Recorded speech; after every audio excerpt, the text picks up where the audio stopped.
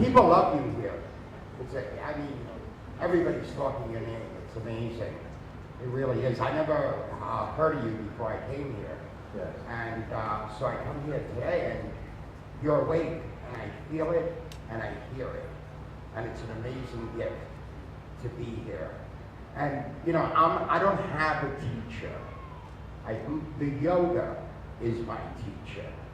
And when I got that message, I knew I got that message. And it's Kundalini Yoga. You know, when I speak of yoga, to me it's Kundalini, but it was so strong. And, you know, like every morning, I am the most undisciplined human being on earth. And there's this light. And I wake up, and that light, with sometimes a happy mind, and sometimes a very angry F-U mind, no matter what, honors that light and goes to the mat, to the practice. Sorry, say the last thing again. So the mind, sometimes, you know, I'm in New York, I walk my dog and hit the mat very early in the morning. She does her business, and then I do mine on the mat. But what I'm saying is there's this light, and all I do is honor that light and go to my mat, and every day is a wonderful day. No matter what happens. No matter what happens.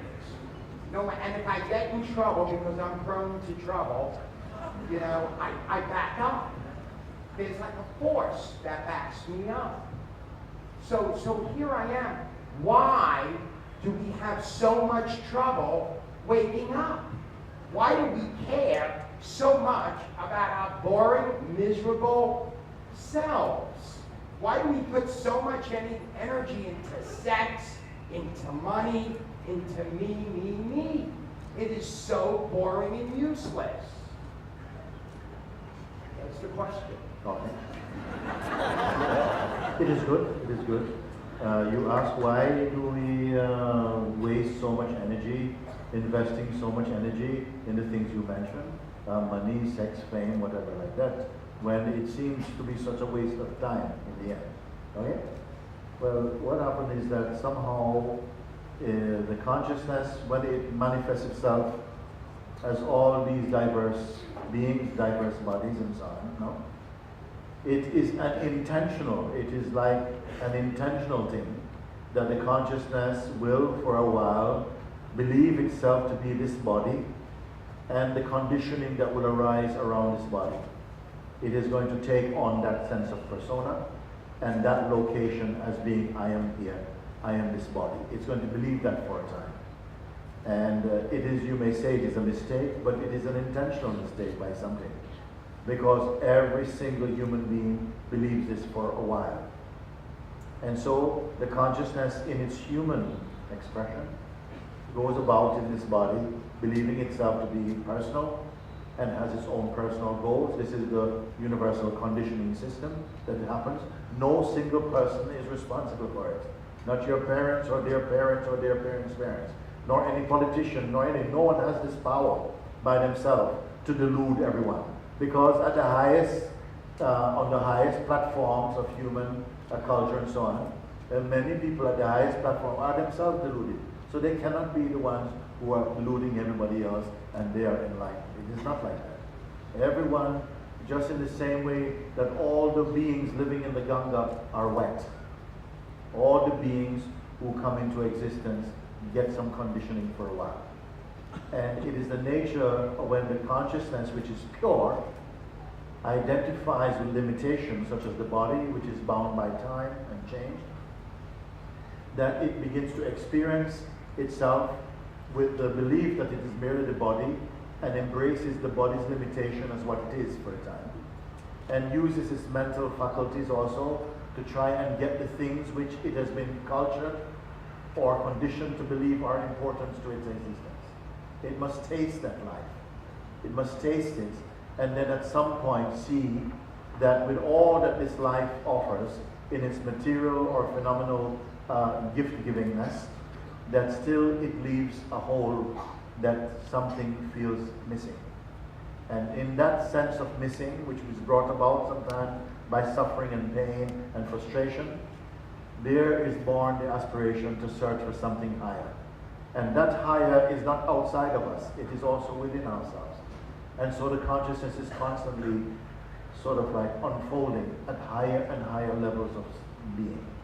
Now, you mentioned that, why do we do it? Why do we bother going through all of these things? Well, we can't avoid it at first. It's a package deal.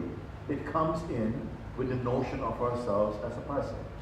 And the consciousness that believes that it is a person must experience life as a person, with its limitations, its selfishness, its neediness, its attachments, its imagination, and all of this. And for a while, consciousness is happy to experience the sense of autonomy, the sense of, oh, this is my life, I can do what I want, I enjoy the sense of privacy and all that, for a while. But something, some time set, is inside the consciousness, an impulse that will at one point will blossom into an urge to go higher than the present state of awareness. And some impulse in the universe somehow is moving the beings in this way. And this is why you came into, say, the field of yoga. Someone is coming to a meditative thing, whatever it is. The same energy is moving, uplifting, trying to raise the level of consciousness so that our lives become much more insightful, more wise, more kind, more humble, and like this. So that gradually one somehow elevates in consciousness, until ultimately you come back to see that my true nature is consciousness and not only the form. That's not cursing form, but it's using the form to discover that the highest level of consciousness is actually formless, and experiencing that without fear or without terror, and not experiencing it only as a sort of mental concept, but experientially, to actually experience that and to realize that state, to recognize it and see the wonderfulness, the beauty, and to come to that total conviction inside that your existence is timeless. That is a tremendous discovery for you and me today. No, I mean, I totally understand what you're saying, because where I find myself is exactly so caught up in time. When is this over? When? I mean, I'm becoming very neutral with a lot of it, but ultimately there has to be some very deep belief in me in time. Yes. Yeah, and the mind, I mean, you don't want to be in here. Okay, but time, it is you who watches time. Time does not watch you. You are the witness of time. Time says, all that you see, all that you imagine, all that you think, all that you believe belong to me, because I eat all that will come to me. There is only one thing I cannot eat, and that is pure awareness. That itself doubles me up. I took my birth in awareness. I am perceived by awareness, but I cannot conquer awareness. When you begin to recognize that you are the witness of time, not the victim merely of time, certain aspects of your expression are prone to time, like your body. It is expressing that it's like a burning candle. It is somehow burning away in its own time. One day it will not be here anymore. And your mind is always changing. It is never stable. It is always moving. But there is something deeper than the facade of the body-mind functioning, which itself does not belong to time. This is the ultimate discovery for consciousness in its human expression, to discover yourself as awareness. And you speak about the time. You are the witness of time. That which witnesses time is that caught in the bubble of time. This is a good question. You watch time. You watch your body. You watch your senses. You can observe the behavior of the senses, the effectiveness of the senses at reporting healthily to the mind that perceives them. You watch all these.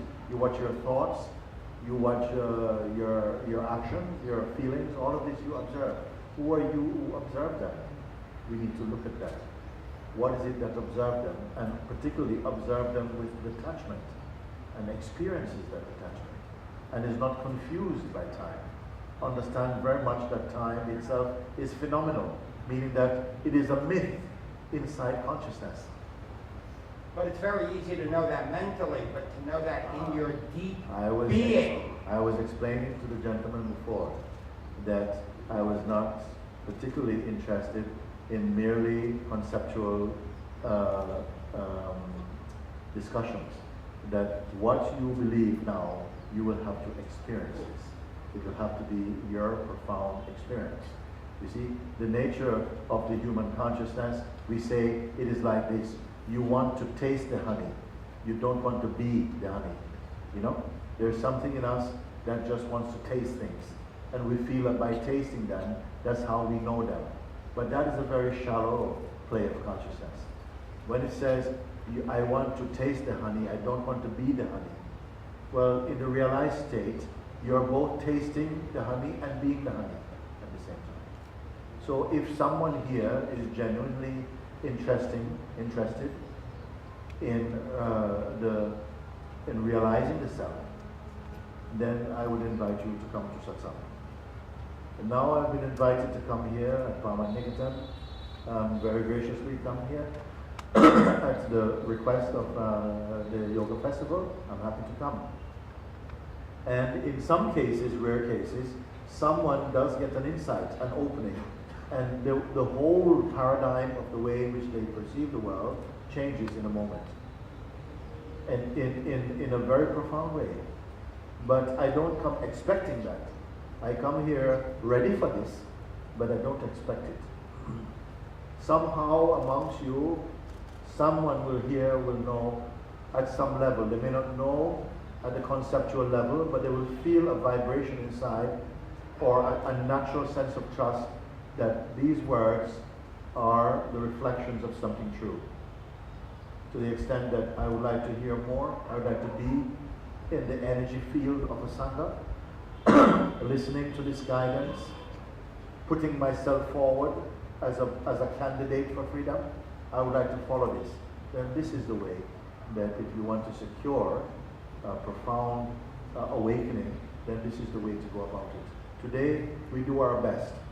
When someone comes and demonstrates to their very presence that they are ready to make that step, then something comes to take you through that. Until that state is demonstrated or is expressed or revealed, I cannot force it. I cannot force ripen you. But I know that here there are beings of varying stages of maturity spiritually. Some of them are not aware of how much ready they are. In the flash, like this, someone could come to a place of seeing. This is how alive this pointing is. I have not come here mainly to make some lecture or to somehow talk, unendingly about realization. I don't like to speak about, but I understand that there are many people who are not familiar with the directness of Advaita pointing, this non-dual pointing. And there are many who are here, who are attending Satsang daily here while I'm here in Rishikesh. But there are many of you who may be meeting me for the first time, we're meeting for the first time. My presence here is an invitation to you to say, if you feel some resonance with what you've heard, then you are welcome to attend Satsang. You may be the one I have come here to meet. We don't know. You see, like this. So it's an open field. It is an open field, but I don't want to, it is free, but it is not cheap. When I say cheap, I'm not talking about money, I'm talking about attitude. If you feel you're going to come and ask, how do I get awakened? Oh, like this, ping, okay, thank you, I'm off. Then I think that we are a little bit imagining things. But it could happen that someone comes and somehow in their, even without stepping up, even without standing up, comes to a profound state of awakening internally, and your life becomes now a tree that bears immediate fruit. This is what has been my experience. And so, for everyone who is here, my attitude is the same for you. You are the self, presently in its expression as life, as existence, but whatever role you're playing in life, your fundamental nature remains intact. I can only guide you, your mind, away from the pitfalls that it usually runs into certain directions, which become a kind of distraction from this central realization. I'm here for that. I'm here for that. I'm not here recruiting. I'm here to meet you as much as you are able to meet in this moment.